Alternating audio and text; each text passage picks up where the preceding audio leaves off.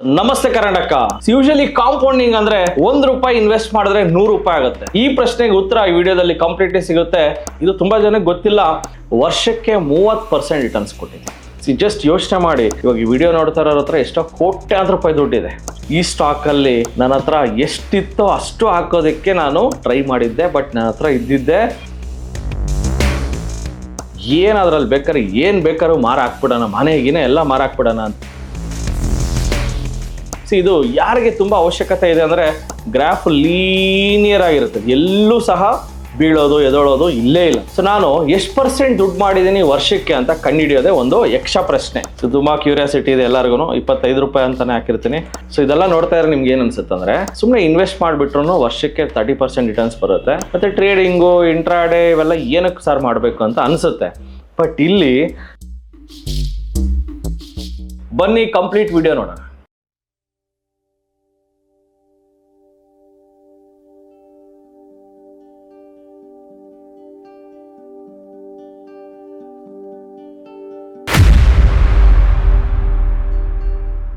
So usually compounding ಅಂದ್ರೆ ಏನಂದ್ರೆ, ನೀವು ಒಂದು ₹10,000 ಇನ್ವೆಸ್ಟ್ ಮಾಡ್ತೀರಾ ಬ್ಯಾಂಕಲ್ಲಿ. ಕೇಳಿಸ್ಕೊಳ್ಳಿ, ಬ್ಯಾಂಕಲ್ಲಿ ₹10,000 ಇನ್ವೆಸ್ಟ್ ಮಾಡ್ತೀರಾ.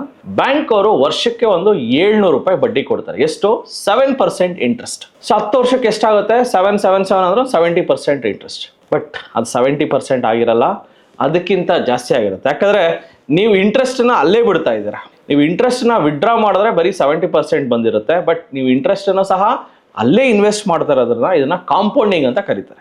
ಸೊ ಕಾಂಪೌಂಡಿಂಗ್ಗೆ ಇನ್ನೊಂದು ಹೆಸರೇ ಬಡ್ಡಿ ಮೇಲೆ ಬಡ್ಡಿ, ಚಕ್ರ ಬಡ್ಡಿ ಮೇಲೆ ಬಡ್ಡಿ, ಅದ್ರ ಮೇಲೆ ಬಡ್ಡಿ.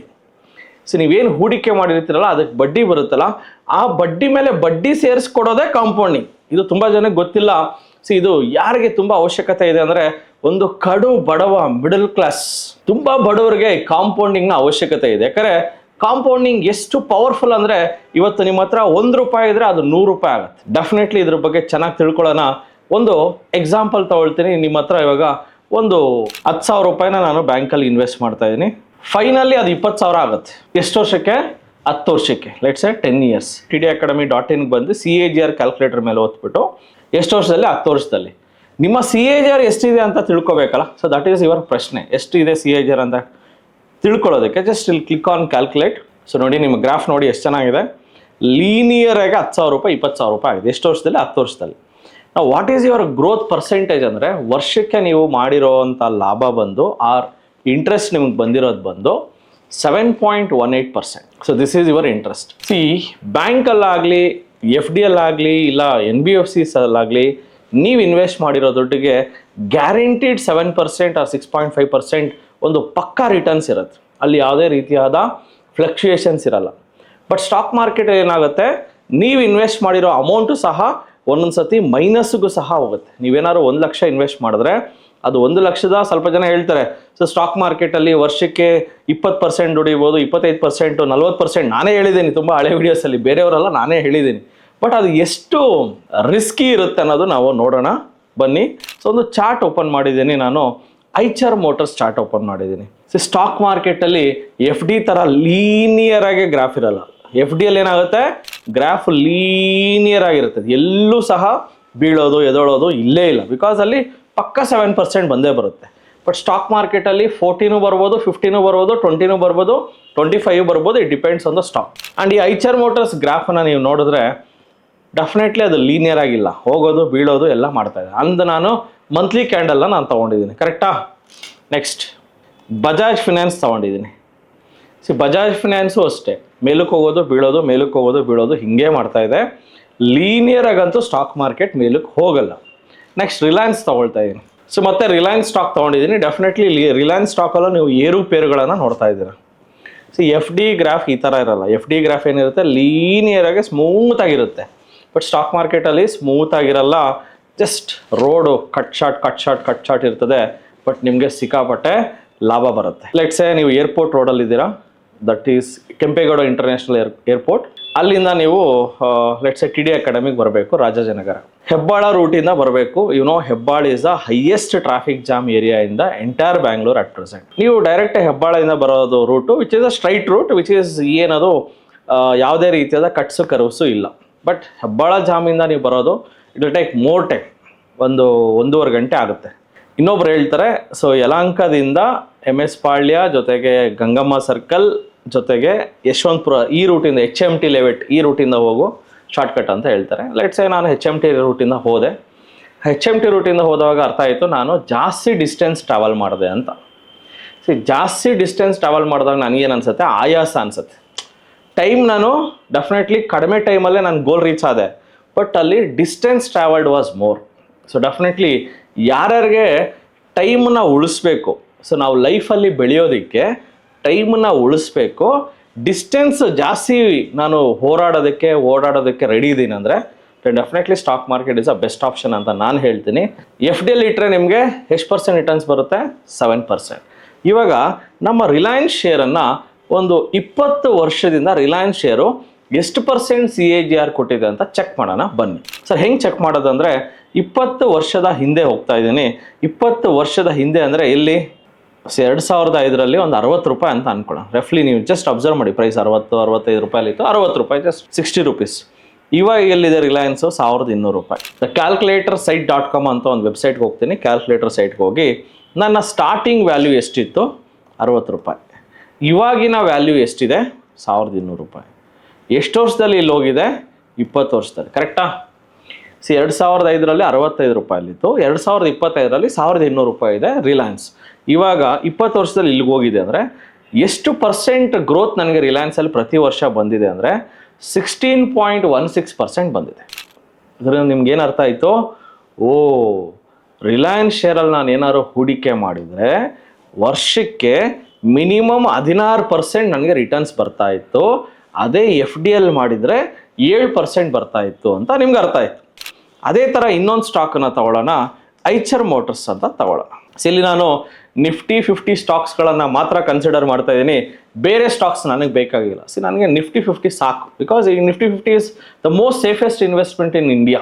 ಸೊ ಅದರಿಂದ ಐಚರ್ ಮೋಟರ್ಸನ್ನು ನಾನು ಲೆಕ್ಕ ಮಾಡ್ತಾ ಇದ್ದೀನಿ. 2005ರಲ್ಲಿ ಯಾವ ಪ್ರೈಸಲ್ಲಿತ್ತು ನೋಡೋಣ. 23 ರೂಪಾಯಿ ಇತ್ತು ಐಚರ್ ಮೋಟರ್ಸ್ ಶೇರು. 2005ರಲ್ಲಿ 23 ರೂಪಾಯಿಲಿತ್ತು. ಇವಾಗ ಇದೇ ಐಚರ್ ಮೋಟರ್ಸು 4989 ರೂಪಾಯಿಲಿದೆ. ಕರೆಕ್ಟಾ? ಬರ್ಕೊಳ್ಳಿ. 20 ವರ್ಷದ ಹಿಂದೆ ನೀವೇನೇ CAGR ಕ್ಯಾಲ್ಕುಲೇಟ್ ಮಾಡಬೇಕಂದ್ರೆ ಮಿನಿಮಮ್ 5 to 10 ಇಯರ್ಸ್ ಇದ್ದರೆ ಮಾತ್ರ ಕ್ಯಾಲ್ಕುಲೇಟ್ ಮಾಡಿ. ಬರೀ 1 ಇಯರ್ಗೆ CAGR ಕ್ಯಾಲ್ಕುಲೇಟ್ ಮಾಡಿಬಿಟ್ಟು ಸರ್ ಏನು ಸರ್ ಮೈನಸ್ ಇದೆ ಅಂತ ಹೇಳಕ್ಕೆ ಹೋಗ್ಬಿಡಿ. ಬಿಕಾಸ್ ಸ್ಟಾಕ್ ಮಾರ್ಕೆಟಲ್ಲಿ ನೀವು ಎಲ್ಲೇ ಇನ್ವೆಸ್ಟ್ ಮಾಡಿದ್ರು ಮಿನಿಮಮ್ 5 ಇಯರ್ಸ್ ನೀವು ವೇಟ್ ಮಾಡಿದ್ರೆ ಏನಾದರೂ ಒಂದು ಕಾಂಪೌಂಡಿಂಗ್ ಆಗಿರುತ್ತೆ. ಇನ್ವೆಸ್ಟ್ ಮಾಡಿ 6 ತಿಂಗಳಿಗೆ ಎಲ್ಲಿ ಸರ್ ಅಂದರೆ ಹೆಂಗೆ ಆಗುತ್ತೆ? ಲಾಸ್ಟ್ 6 ಮಂತ್ಸಿಂದ ಮಾರ್ಕೆಟ್ ಬೀಳ್ತಾ ಇದೆ, ತುಂಬ ಜನ ಲಾಸಲ್ಲಿ ಇದ್ದಾರೆ. ಸೊ ಈ ಟೈಮಲ್ಲಿ ನೀವು ಕಾಂಪೌಂಡಿಂಗ್ ಕ್ಯಾಲ್ಕುಲೇಟರ್ ಹಾಕ್ಬಿಟ್ಟು ಬರೀ 1 ಇಯರ್ ಗ್ರಾಫ್ ಹಾಕ್ಬಿಟ್ಟು 1 ಇಯರಲ್ಲಿ ಅಲ್ಲಿತ್ತು ಇಲ್ಲಿತ್ತು ಅಂದರೆ ಡೆಫಿನೆಟ್ಲಿ ನಿಮ್ಮ CAGR ಮೈನಸ್ ಇರ್ತದೆ. ಸೊ ಏನೇ ಮಾಡಿದ್ರು ನೀವು ಬ್ರಾಡ್ ವಿಷನಲ್ಲಿ 20 ಇಯರ್ಸ್ ಚಾರ್ಟು 10 ಇಯರ್ಸ್ ಚಾರ್ಟ್ ನೋಡ್ಕೊಂಡು CAGR ಕ್ಯಾಲ್ಕುಲೇಟ್ ಮಾಡಿ. ಬರೀ ನೀವು 2 ಇಯರ್ಸು 1 ಇಯರ್ದಲ್ಲಿ CAGR ಕ್ಯಾಲ್ಕುಲೇಟ್ ಮಾಡೋದು ತಪ್ಪಾಗುತ್ತದೆ. ಸೊ ಇವಾಗ ನಾನು ಐಚರ್ ಮೋಟರ್ಸು 2005ರಲ್ಲಿ 23 ರೂಪಾಯಿ ಇತ್ತು, ಇವಾಗ 4989 ರೂಪಾಯಿಲಿದೆ. ಸೊ ಕ್ಯಾಲ್ಕುಲೇಟ್ ಮಾಡ್ತೀನಿ, CAGR ಎಷ್ಟಿದೆ ಅಂತ ನೋಡೋಣ ಐಚರ್ ಮೋಟರ್ಸ್.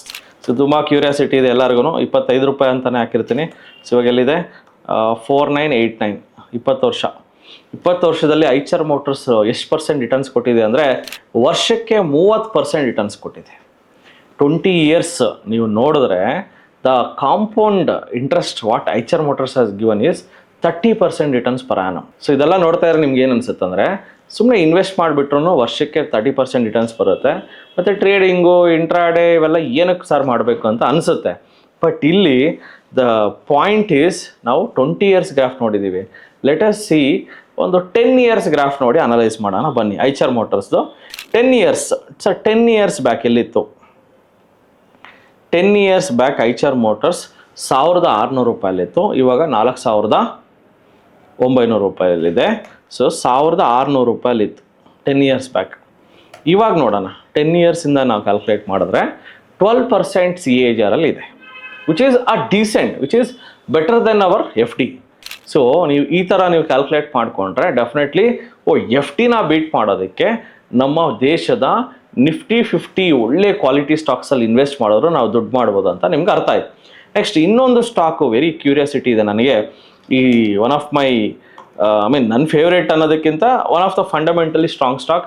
ನನ್ನ ಫೇವ್ರೇಟ್ ಅಂತ ಎಲ್ಲೂ ಇಲ್ಲ. So it's only for educational purpose. ನನ್ನ ಫೇವ್ರೇಟ್ ಯಾವುದಾದ್ರೂ ಇರ್ಬೋದು, but it doesn't matter for anyone, right? So ನಾನು 10 ವರ್ಷದ ಹಿಂದೆ one of the most beautiful ಸ್ಟಾಕನ್ನು ನಾನು ಅನಲೈಸ್ ಮಾಡಿ ಇನ್ವೆಸ್ಟ್ ಮಾಡಬೇಕು ಅಂತ ತುಂಬ ಇಷ್ಟಪಟ್ಟಿರೋ ಸ್ಟಾಕ್ ಅಂದರೆ ಬಜಾಜ್ ಫಿನಾನ್ಸ್. ಈ ಸ್ಟಾಕಲ್ಲಿ ನನ್ನ ಹತ್ರ ಎಷ್ಟಿತ್ತೋ ಅಷ್ಟು ಹಾಕೋದಕ್ಕೆ ನಾನು ಟ್ರೈ ಮಾಡಿದ್ದೆ, ಬಟ್ ನನ್ನ ಹತ್ರ ಇದ್ದಿದ್ದೆ hardly few thousand rupees. Just ಯೋಚನೆ ಮಾಡಿ, ಇವಾಗ ಈ ವಿಡಿಯೋ ನೋಡ್ತಾ ಇರೋರ ಹತ್ರ ಎಷ್ಟೋ ಕೋಟ್ಯಾಂತರ ರೂಪಾಯಿ ದುಡ್ಡಿದೆ, ಬಟ್ ನೀವು ಇನ್ವೆಸ್ಟ್ ಮಾಡೋದಕ್ಕೆ ನಿಮಗೆ ನಾಲೆಜ್ ಇಲ್ಲ, ಕರೆಕ್ಟ್ ಡೈರೆಕ್ಷನ್ ಇಲ್ಲ, ಗುರಿ ಇಲ್ಲ. ಸೊ ಎಷ್ಟೋ ಜನ ಆನ್ಲೈನಲ್ಲಿ ಬರೋ ಗುರುಗಳನ್ನ ಇವರೇ ನಮ್ಮ ಗುರುಗಳು ಅನ್ಕೋತಾರೆ, ಬಟ್ ಫೇಸ್ ಟು ಫೇಸ್ ನಿಮ್ಮನ್ನು ಕೈ ಹಿಡಿದು ನಡೆಸುವಂಥ ಗುರುಗಳ ಹತ್ರ ಮೀಟ್ ಮಾಡಿ ಒಂದು ಮಾರ್ಗದರ್ಶನ ಪಡ್ಕೊಳ್ಳಿ ಅಂತ ನಾನು ಹೇಳ್ತೀನಿ. ಸರ್, ಇವಾಗ ಬಜಾಜ್ ಫಿನಾನ್ಸ್ ಸ್ಟಾಕು ನಾನು 2015 ನೋಡಿದವಾಗ ನನಗೊಂದೊಂದು ಡ್ರೀಮ್ ಕಂಪನಿ. ಅದ್ರಲ್ಲಿ ಏನು ಬೇಕಾದ್ರೂ ಮಾರಾಕ್ಬಿಡೋಣ, ಮನೆಗಿನೇ ಎಲ್ಲ ಮಾರಾಕ್ಬಿಡೋಣ ಅಂತ. ಬಟ್ ಆವಾಗ ಏನಿತ್ತು ಹೇಳಿ, ವೆರಿ ಡಿಫಿಕಲ್ಟ್. ಒಂದೊಂದು ರೂಪಾಯಿಗೂ ಕಷ್ಟ ಇತ್ತು. ತುಂಬ ಕಡಿಮೆ ಹೂಡಿಕೆ ಮಾಡಿದ್ದೆ, ಸೊ ಅಷ್ಟೊಂದು ನಾನು ಇನ್ವೆಸ್ಟ್ ಮಾಡೋಕ್ಕಾಗಲಿಲ್ಲ. ಬಟ್ ಇವತ್ತಿಗೂ ರಿಗ್ರೆಟ್ ಮಾಡ್ತೀನಿ ಈ ಸ್ಟಾಕನ್ನು. ಆವಾಗ ನಾನು ಆ ಒಂದು ರ್ಯಾಲಿನ ಕ್ಯಾಚ್ ಮಾಡೋಕ್ಕಾಗಲಿಲ್ಲ.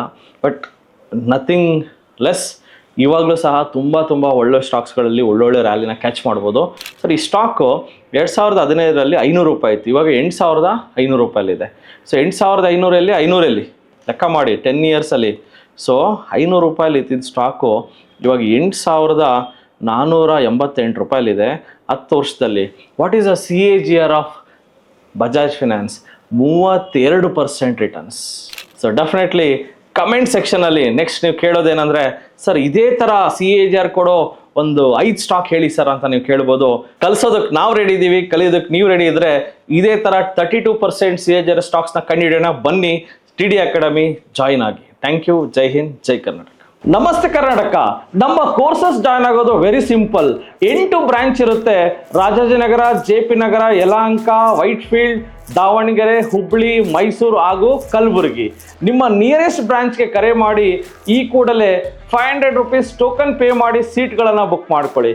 ಯಾಕಂದರೆ most of the time house full ಆಗಿರೋದ್ರಿಂದ ಸೀಟ್ ಬುಕ್ ಮಾಡ್ಕೊಂಡು ಬರೋದು ಒಳ್ಳೆಯದು. ಸೊ 3 ಡೇಸ್ ವರ್ಕ್ಶಾಪ್ ಇರುತ್ತೆ.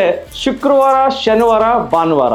ಶುಕ್ರವಾರ 10 ಗಂಟೆಯಿಂದ 2 ಗಂಟೆ, ಶನಿವಾರ 10 ಗಂಟೆಯಿಂದ 5 ಗಂಟೆ, ಭಾನುವಾರ 10 ಗಂಟೆಯಿಂದ 5 ಗಂಟೆ. ಸೊ ನಿಮ್ಮ ನಿಯರೆಸ್ಟ್ ಬ್ರಾಂಚ್ ಯಾವುದಿದೋ ಕರೆ ಮಾಡಿ.